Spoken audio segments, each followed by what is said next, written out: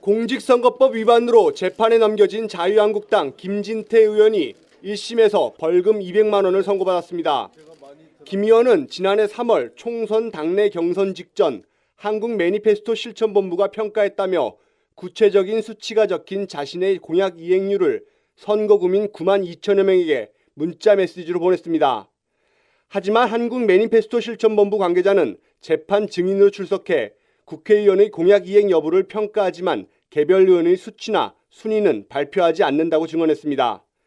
결국 김진태 의원실에서 자체 평가하고 계산한 공약 이행률을 마치 매니페스토 측에서 공표한 것처럼 속여 허위 사실을 유포한 겁니다. 재판부는 김 의원의 행위는 명백한 허위 사실 공표에 해당하고 허위성에 대한 인식도 있어 고의가 인정된다고 밝혔습니다. 특히 이번 재판은 김 의원 측의 요청으로 7명의 배심원이 참여한 국민참여재판으로 진행됐습니다. 배심원들은 1박 2일간의 재판 일정 끝에 다수결에 따라 유죄를 판결했고 재판부는 배심원들의 결정을 참고해 당선 무효형을 선고했습니다. 이번 1심 선고가 2심과 3심을 통해 확정되면 김 의원은 의원직을 잃습니다. 김 의원은 재판 결과에 강한 불만을 드러내며 항소하겠다는 뜻을 밝혔습니다.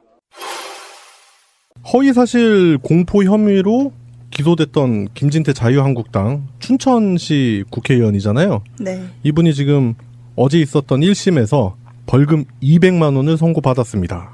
오, 그럼 대법원에서 형이 확정될 경우에 국회의원직을 상실하는 거 아닌가요? 그렇죠. 오. 범법자이기 때문에 당선 무효로서 국회의원직을 상실하게 됩니다.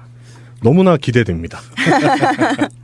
그죠. 지난해 20대 총선을 앞두고 벌어진 당내 경선 과정에서 그분이 이렇게 문자 메시지를 보냈죠.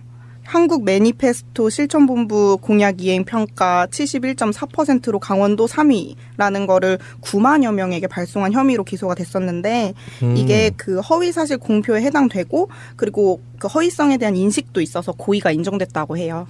예, 그럼요. 이게 매니페스토 본부에서 그 평가가 되지 않았는데 허위 자료로서 그것도 유권자 9만 명한테 이런 문자를 보냈다는 건 불법 선거운동에 해당이 되죠. 억울할 수도 있는 측면이 있는 것 같은데. 왜요? 박근혜가 자신의 공약 이행률이 뭐 90%인가 80%인가 된다고 한번 자랑을 열심히 한 적이 있어가지고 아, 그걸 그래요? 보고 그냥 따라한 것 같은데 그냥 나도 되겠지 이렇게 했다가 결국에는 이렇게 가시는 것 같은데. 그러니까 이게 또 이제 춘천 선관위에서 처음에 검찰에 기소가 됐을 때 검찰에서 기각을 했었는데 춘천 선관위에서 안 된다. 이거 수사해달라 그래가지고 수사 요청이 받아들여져서 수사를 진행하고 춘천시 선거관리위원회에서 고발을 해서 진행이 된 거예요. 그렇기 때문에 선관위에서 그 정도로 평가하면 문제가 있지 않겠나. 선관위가 또 보통 이쪽 당 사람들 좀 과거에 많이 봐줬었잖아요. 박근혜 씨가 순수조 선거운동을 도우려고 카퍼레이드 했던 거 이런 부분도 많이 봐줬잖아요. 치킨 막 쏘고 막 그러는 것도 봐주고 그랬잖아요. 그랬었죠. 근데 예. 상황 자체가 워낙 이제 정권이 자신들한테 유리한 정권이 사라져버리니까 바로 이렇게 태세를 바꾸는 것 같고요. 지금 이제 그런 얘기도 있어요. 200만 원 원래 처음 1심이잖아요, 이거는. 네. 그래서 이게 사실은 2심에서 또 절반으로 깎이고 3심에서 또 절반으로 깎이고 그래서 50만 원으로 결국에는 형을 유지하는 게 사실은 이제 저번 정권에서 하도 우리가 4년 내내 계속 봤던 그런 현상이었었는데 이번에는 절대 그런 일이 일어나지 않겠죠. 네. 지금 검찰도 개혁이 계속해서 일어나고 있기 때문에 절대 그런 일이 없을 것 같고요. 적어도 100만 원 이하로만 안 내려갔으면 좋겠어요. 100만 원 이상 돼야지 국회의원직 상실하는 거잖아요. 그러니까 118만 원 선고받았으면 좋겠어요. 아, 괜히? 네. 네.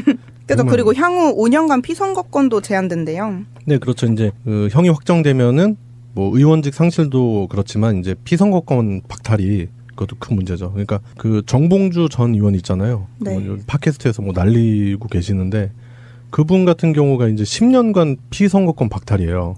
오. 그러니까 아직도 피선거권을 얻기 위해서는 6년 정도의 시간이 남아 있는 거죠. 네. 그래서 특별한 일이 있을 때 사면을 하잖아요. 그래가지고 정봉주 사면을 위해서 이렇게 움직이는 조직도 있습니다. 현직 국회의원까지 가세요. 네. 다음번 총선 때 나오시겠죠. 다음번 총선에. 그래서 일단은 당연한 예상이었지만 김진태 씨는 납득할 수 없다. 고등법원에 항소하겠다. 아직은 1심이다. 2심에서 제대로 붙어봐야죠라고 뭐 기자들 인터뷰에서 밝혔다고 하는데 정황상으로 봤을 때는 이게 2심에서 뒤집혀질까라는 생각은 저는 안 들어요. 그 혐의 자체가 매우 명백하고 그리고 본인이 반성하거나 그런 것도 없고 지금 아까 송병호님께서도 짚으셨는데 검찰 개혁이 한창 이루어지고 있는 시즌이기도 하고 사법부에 대해서 국민들이 관심이 되게 많잖아요. 우리가 뭐 재판부 뭐 이런 거에 대해 크게 관심을 안 가졌지만 이런 부분까지 해결을 못한다면 그것도 이제 적폐로 인식이 되겠죠. 지금은 근데 워낙 국민적으로 재판부에 대한 관심이 굉장히 높잖아요. 네. 헌법재판장이 누군지 우리가 이제서야 관심을 갖게 된 것도 참 웃기고. 그러니까요. 네, 그 헌법재판장을 이제 직접 임명하는 거를 대통령이 직접 나와서 얘기하는 것도 역사상 유례 없는 일이었고 그 자리에서 갑자기 이제 또 기자들 질문을 받으셔가지고 근데 기자들이 질문을 못해. 갑자기 바뀌니까 이게 뜨거운 물에서 차가운 물로 확 바뀌니까 이게 적응할 시간이 필요한데. 예. 그러니까 뭐 그만큼 언론 지형도 좀 많이 개선이 필요하다 그런 모습도 좀 보이는 것 같고 일단은 재판부가 김진태 씨에게 벌금 200만 원을 선고한 기준에 대해서 좀 얘기를 해보고 싶은데 제일 중요한 게 제가 봤을 때는 이제 고의성인 것 같아요. 고의성. 허위에 해당하는 자료를 9만 명한테 보냈다라고 하는 그 고의성. 그러니까 그런 부분에 대해서 괘씸죄 이런 것도 좀 추가가 되지 않겠나 그런 생각도 좀 해봅니다. 제 개인적인 이제 사견을 조금 이제 말씀을 드려보면 조금 아쉬운 점도 있긴 해요. 주민소환제도 있었잖아요. 네. 저희가 한참 다뤘던 주민소환제도가 사실 계속해서 실패한 이유가 대통령이 한 번도 탄핵된 적이 없었기 때문에 그렇다라는 그런 분석이 있었죠. 근데 처음 탄핵도 성공을 했잖아요. 이 기세를 몰아서 주민소환이 딱딱딱 해가지고 그 김항곤이라든가 네. 그런 사람들이 주민소환을 돼서 자리를 박탈당하면은 아직 주권은 국민에게 나온다. 이거를 제대로 각인시킬 수 있는 좋은 기회가 될 수 있는데 이제 가장 유력했던 사람들이 사실 김진태랑 홍준표잖아요. 근데 홍준표는 자진 사퇴를 했고 김진태는 이런 식으로 이제 법에 의해서 직을 상실하게 됐으니까 사실은 주권을 세울 수 있는 기회가 두 개가 사라졌다고 볼 수도 있는 것 같아서 아쉽고요. 계속해서 다른 지역에서도 계속 주민소환제가 또 불이 좀 붙었으면 좋겠어요.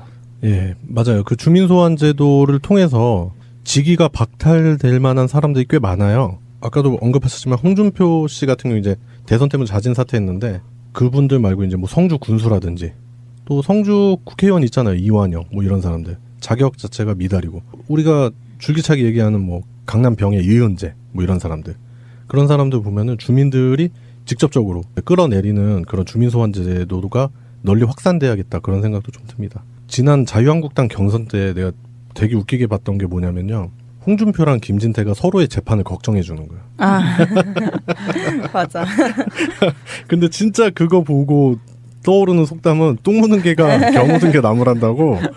야, 진짜 50보 100보예요. 맞아요. 그리고 뭐 홍준표 씨도 성완종 리스트로부터 자유로울 순 없잖아요. 일단 뭐 2심에서 좀 뒤집히긴 해가지고 심적으로는 되게 불편하긴 한데 그렇다 하더라도 어차피 끝까지 가봐야 될 문제가 아닌가 생각이 들고요.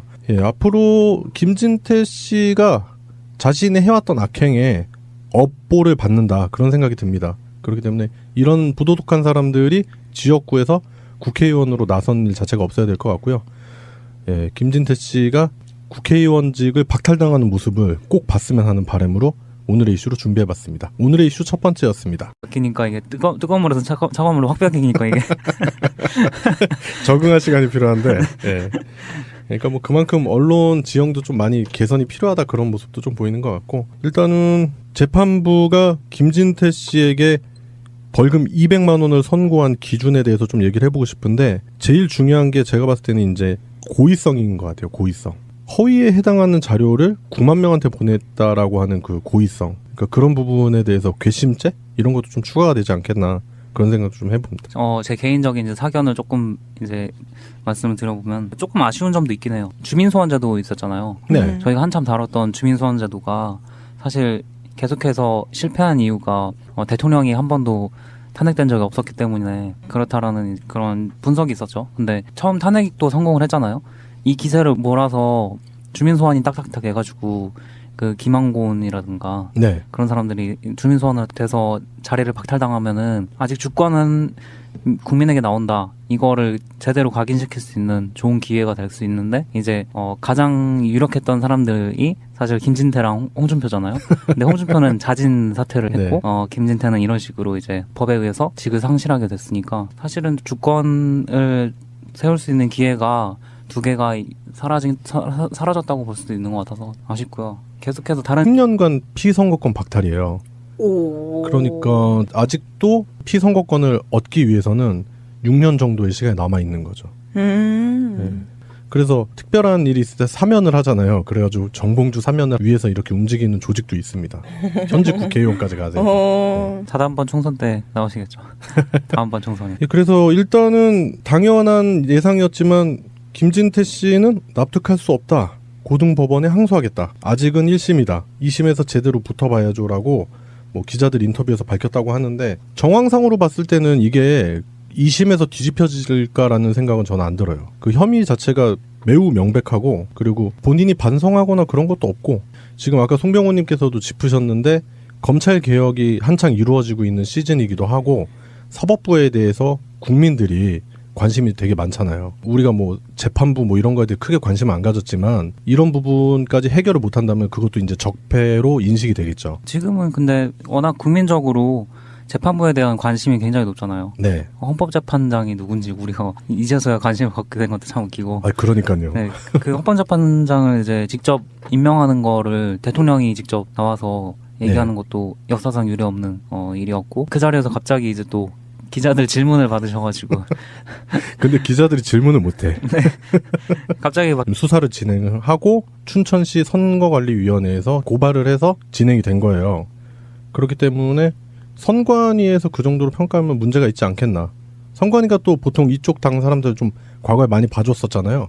박근혜 씨가 순수조 선거운동을 도우려고 카퍼레이드 했던 거 이런 부분도 많이 봐줬잖아요. 치킨 막 쏘고 막 그러는 것도 봐주고 그랬잖아요. 그랬었죠. 근데 상황 자체가 워낙 이제 정권이 자신들한테 유리한 정권이 사라져버리니까 바로 이렇게 태세를 바꾸는 것 같고요. 지금 이제 그런 얘기도 있어요. 200만 원 원래 처음 1심이잖아요, 이거는. 네. 그래서 이게 사실은 2심에서 또 절반으로 깎이고 3심에서 또 절반으로 깎이고 그래서 50만 원으로 결국에는 형을 유지하는 게 사실은 이제 저번 정권에서 하도 우리가 4년 내내 계속 봤던 그런 현상이었었는데 이번에는 절대 그런 일이 일어나지 않겠죠. 네. 지금 검찰도 개혁이 계속해서 일어나고 있기 때문에 절대 그런 일이 없을 것 같고요. 적어도 100만 원 이하로만 안 내려갔으면 좋겠어요.